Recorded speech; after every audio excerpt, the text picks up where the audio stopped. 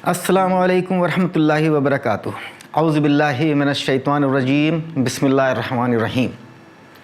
अल्हम्दुलिल्लाहि रब्बिल आलमीन वस्सलातु वस्सलामु अला नबिय्यिल करीम। हम इस नई सीरीज़ के ज़रिए एक इस्लामिक पैराडाइम ऑफ हेल्थ आपके सामने पेश करना चाहेंगे और ये एक मुसलसल एक सिलसिला चलेगा वीडियो सीरीज़ के ज़रिए, जिसमें हम ये दिखाना चाहेंगे कि आज पूरी दुनिया के अंदर जो हेल्थ केयर सिस्टम और हेल्थ मैनेजमेंट का सिस्टम जो जारी है वो कितना नाक़िस है, उसमें कितनी कमियां हैं और वो किस तरीके से पूरा का पूरा जो मार्केट फोर्सेस हैं उन्होंने उसको पूरा कैप्चर कर रखा है। उसके मुकाबले में अगर इस्लाम को बुनियाद बनाकर हम एक नया पैराडाइम ऑफ हेल्थ तैयार करें, जिसको मैं डायनेमिक पैराडाइम ऑफ हेल्थ कहता हूँ, तो उसके नताइज क्या होंगे और वो किस कदर दुनिया के लिए एक फ़ायदेमंद चीज़ साबित होगा। दुनिया में सेहत का एक मुकम्मल निज़ाम कायम हो जाएगा। चूँकि इस सीरीज़ की शुरुआत उस वक्त हो रही है जब पूरी दुनिया एक तबाही के दहाने पर खड़ी हुई है, हर तरफ एक अफरा तफरी का आलम है, सब लोग परेशान हैं, बेजार हैं और उसकी वजह एक ऐसा वायरस, एक ऐसा मखलूक जो ज़मीन के अंदर दौड़ता फिर रहा है और उसकी वजह से ऑलरेडी अभी तक 1,20,00,000 लोग से ज़्यादा शिकार हो चुके हैं। कमोबेश 5 लाख से ज़्यादा लोग मौत का शिकार हो चुके हैं और तकरीबन कोई मुल्क ऐसा नहीं बचा जहां पर इस बीमारी ने अपना असर न दिखाया हो। लेकिन मैं आपको बता देना चाहता हूं कि ये बीमारी वुहान, चीन से शुरू हुई। अगर सिर्फ एक हदीस के ऊपर अमल कर लिया होता तो ये बीमारी ना वुहान से बाहर निकलकर चीन में दाखिल होती और ना चीन से बाहर निकलकर बाकी दुनिया के अंदर आती। बुखारी शरीफ की हदीस है जिसका मफहूम है कि अगर किसी जगह पर एपिडेमिक फैल जाए, महामारी फैल जाए, वबा फैल जाए, तो उस इलाके के लोग वहाँ से छोड़कर बाहर ना जाएं। और अगर किसी दूसरे इलाके के अंदर एपिडेमिक फैला हुआ है तो बाहर के लोग वहाँ पर ना जाएं। आज तमाम जगह जगह पर सोशल डिस्टेंसिंग का एक अजीब गरीब एक मंजर देखने को मिल रहा है। लेकिन अगर सिर्फ इस हदीस के ऊपर अमल कर लिया गया होता तो वुहान से निकलकर चीन में दाखिल होता वायरस और उसके बाद बाकी सारी दुनिया में न फैलता। आपने हिंदुस्तान के अंदर देखा कि मार्च के आखिर में जाकर अचानक लॉकडाउन लगा दिया गया। लेकिन अगर फरवरी में ही सबसे पहले एयरपोर्ट्स को लॉकडाउन कर दिया गया होता और बाहर के ट्रेवलर्स की मॉनिटरिंग की गई होती तो ये वायरस हिंदुस्तान में दाखिल होने वाला नहीं था। और यही सिर्फ एपिडेमिक का हाल नहीं। अगर मैं आपको बताऊं कि पिछले तकरीबन 115 साल के अंदर जितने भी एपिडेमिक्स दुनिया में फैले हैं उन सब का ताल्लुक किसी ना किसी तरीके से इस्लाम से है, इस्लामी अहकामात से है। जब इस्लामी अहकामात को नज़रअंदाज किया जाता है तो उसके नतीजे कितने ख़तरनाक होते हैं ये दुनिया ने पिछले 120 साल के अंदर देख लिया है। मिसाल के तौर पर जो पिछले तकरीबन 110 साल के अंदर जो सबसे बड़ा एपिडेमिक दुनिया के अंदर आया और जिसको स्पेनिश फ्लू के नाम से जाना जाता है, उसमें एक अंदाजे के मुताबिक कमोबेश दुनिया की 20% से 40% आबादी उस बीमारी का शिकार हुई, यानी उस बीमारी में मुब्तला हुई और कम से कम 5 करोड़ और एक अंदाज़ा है 10 करोड़ तक अफराद उस बीमारी में जहाँ भाग हो गए, उनकी डेथ हो गई। इसी किस्म का 2 वायरल एपिडेमिक्स बाद में आए 1958 में और 2009 में, जिसको स्वाइन फ्लू एपिडेमिक कहा जाता है, जिनके अंदर 2009 का एपिडेमिक ख़ास तौर पर बहुत ख़तरनाक था, जिसके अंदर कमोबेश 4 लाख लोगों की जान चली गई। चूँकि 1918 के आसपास वायरल लेबोरेटरीज इतनी डेवलप्ड नहीं थी तो उसका असल कॉज उसके ऊपर बहस चलती आई है साइंसदानों के अंदर। लेकिन चूंकि बाद में जो स्ट्रेन देखा गया वो कमोबेश H1N1 वही स्ट्रेन था जिससे स्वाइन फ्लू बाकी बाद के अंदर स्वाइन फ्लू हुए। और साइंसदानों का आम ख्याल ये है कि जो स्वाइन फ्लू का जो वायरस है वो वही वायरस है जो पिग्स के अंदर भी मिलता है। तो चुनाचे इस बात के इम्कानात बहुत ज़्यादा हैं और ये आमतौर पर यह ख्याल किया जाता है कि इन तीनों वायरसेस का कहीं ना कहीं ताल्लुक़ पिग्स फार्मिंग से रहा है। हालांकि साइंसदान इस बात पर अब भी बहस करते रहे हैं। उसके अलावा जो दूसरा सबसे बड़ा एपिडेमिक हुआ है जिसमें कमोबेश पिछले तकरीबन 20 साल के अंदर 3.5 करोड़ लोग मौत का शिकार हो चुके हैं, वो था HIV, जिसको आम जबान में एड्स कहा जाता है, HIV एड्स। ये बीमारी क्यों फैली? ये बीमारी इसलिए फैली कि ज़िनाकारी और तमाम जो सेक्सुअल जितने अनहाइजीनिक प्रैक्टिसेस थी, जिनमें तकरीबन सबको इस्लाम ने हराम करार दिया गया, चूँकि सेक्स दुनिया में एक बहुत बड़ी तिजारत बन गया। इस बीमारी के फैलने की सबसे बड़ी वजह प्रोमिस्क्यूटी, यानी एक के मुतअद्दिद लोगों से ताल्लुकात, प्रोस्टिट्यूशन यानी बाकायदा कारोबार सेक्स का, और उससे भी बड़ी वजह हम जिनसियत, होमोसेक्सुअलिटी। जितने लोग शिकार हुए उनमें से बड़ी तादाद प्रोस्टिट्यूट्स की थी, होमोसेक्सुअल्स की थी, या उन लोगों की जो इनके कॉन्टेक्स्ट के अंदर आए।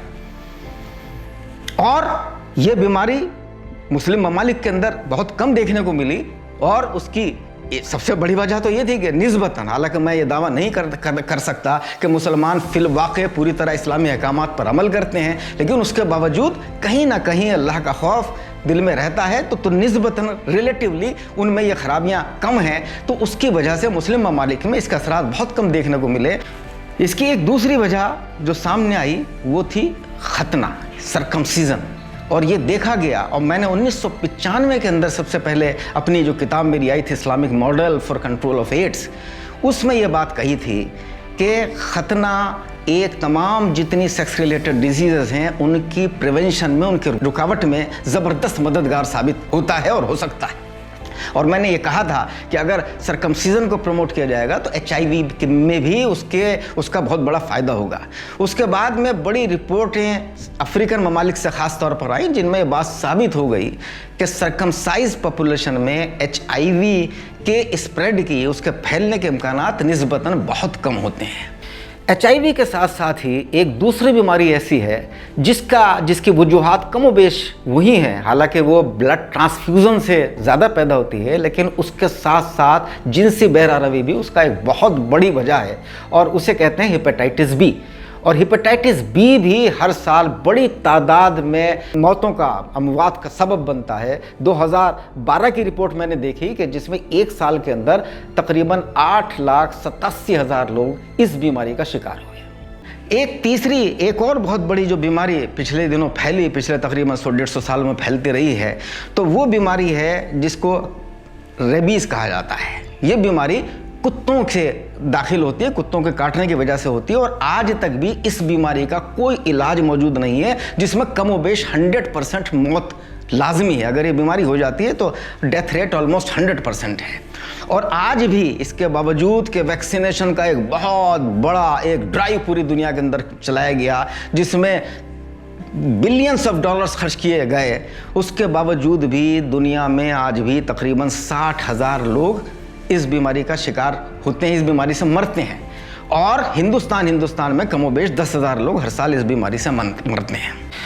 और आपको अच्छी तरह ये बात मालूम है कि इस्लामी अहकामात के तहत अहादीस ऐसी मौजूद हैं कि जिनमें इस बात को पसंदीदा नहीं समझा गया है कि कुत्तों को पाला जाए या रेजिडेंशियल इलाकों में कुत्तों को रखा जाए।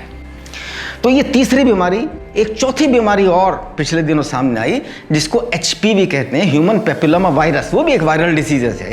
ये ज़्यादातर बीमारियों का ताल्लुक वायरल डिसीज़ से है। ये जो आप कोरोना देख रहे हैं, ये भी इसका ताल्लुक भी वायरस है, ये भी एक किस्म का वायरस है। तो जो ह्यूमन पेपिलोमा वायरस है उसके बारे में ये है कि वो मर्दों के अंदर तो एक छोटा सा इन्फेक्शन पैदा करता है, लेकिन जिन मर्दों के ताल्लुकात औरतों से हैं उन औरतों के अंदर एक किस्म का कैंसर पैदा हो जाता है जिसको सर्विक्स का कैंसर कहते हैं। और HPV से अंदाजे के मुताबिक जो पूरी रिपोर्ट्स मौजूद हैं, 2012 की रिपोर्ट मौजूद हैं, तकरीबन 2,67,000 लोग एक साल के अंदर इस कैंसर का शिकार हुए। और एस्टीमेट्स ये भी हैं, जो अगले सालों का एस्टीमेट है कि 2030 तक पहुँचते पहुँचते इस बीमारी से शिकार होने वालों की तादाद तकरीबन 5 लाख हो जाएगी। और ये बीमारी उन लोगों में, उन औरतों में बहुत कम होती है कि जो चुनाचे पूरे सर्वे से बात आई है कि मुस्लिम ख़वातीन के अंदर ये बीमारी बहुत कम होती है। और ये आजकल दुनिया के अंदर चौथा सबसे बड़ा कैंसर माना जाता है। तो देखिए आप कि सबसे पहले स्पेनिश फ्लू, फिर उसके बाद में HIV में आज भी दुनिया कमोबेश 4 करोड़ लोग इस बीमारी का शिकार हैं। अब इसकी दवा का पता लगाया गया है, लेकिन उस दवा से भी बहुत देर तक उससे बीमारी ठीक नहीं होती, बल्कि थोड़ा सा मौत का जो वक्फा है वो बढ़ जाता है। आज भी हर साल कमोबेश 20 लाख लोग एड्स से मरते हैं हर साल। फिर HPV, human papilla virus carcinoma cervix, और रेबीज, और जैसा कि मैंने बताया कि हेपेटाइटिस बी वायरस। उसके अलावा इन सब बीमारियों का तकरीबन इनमें से ज़्यादातर बीमारियों का ताल्लुक़ अल्कोहल से भी है। ख़ास तौर पर HIV का ताल्लुक़ अल्कोहल से बरह रास्त। ये कहा गया है कि जो लोग अल्कोहल का शिकार होते हैं, अल्कोहल पीते हैं, तो जाहिर है वो तमाम जिस किस्म के सेफ सेक्स की बात की जाती है और जो उसको कंट्रोल करने के ज़राए बताए जाते हैं कि उसमें इम्कानात कम हो जाते हैं, तो अल्कोहल के नशे में उन चीज़ों का इस्तेमाल नहीं हो पाता। तो चुनाचे वो अल्कोहल का एक डायरेक्ट रिलेशनशिप भी उसके अंदर मौजूद है। तो अगर इस्लाम के तरीक़ों पर अमल कर लिया गया होता, अगर पोर्क न खाया जा रहा होता, अगर अल्कोहल न पी जा रही होती, अगर तमाम जो सेक्सुअल जो जिनाकारी हर किस्म की है, अगर उनको बाकायदा एक के बाद एक दुनिया के अंदर उसको लीगलाइज ना किया जा रहा होता।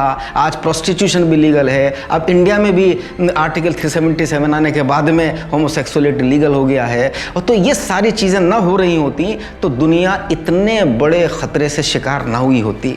और ये बीमारियाँ कितनी बड़ी हैं इसका मैं अपने अगले जो एपिसोड होगा उसमें इन हराम कारियों से होने वाली बीमारियों का अलग अलग जिक्र करूंगा। एक एपिसोड अल्कोहल पर होगा, फिर एक एपिसोड होमोसेक्सुअलिटी पर होगा, प्रोस्टिट्यूशन पर होगा। इन पर अलग अलग एपिसोड्स हम करेंगे। तो उसमें मैं बताऊंगा कि दुनिया के अंदर कितनी बड़ी तादाद में और कितना बड़ी तबाही ये बीमारियां मचा रही हैं। और उसके बाद में हम आपके सामने ये राज खोलेंगे, ये बताएंगे कि किस तरीके से अगर इस्लाम के ऊपर एक डायनेमिक पैराडाइम ऑफ हेल्थ तैयार होगा तो उसकी क्या शक्ल होगी, उसमें क्या चीज़ें हैं, उसमें कॉन्सेप्ट आएंगे, किस तरीके से एक फंडामेंटल प्रोहिबिशंस का एक नया कॉन्सेप्ट हम उसमें इंट्रोड्यूस करेंगे, एक होलिस्टिक हाइजीन का एक नया कॉन्सेप्ट इंट्रोड्यूस करेंगे। वो सारी की सारी चीज़ें आपके सामने इंशाल्लाह आगे आने वाले किस्सों के अंदर हम आपके सामने पेश करेंगे।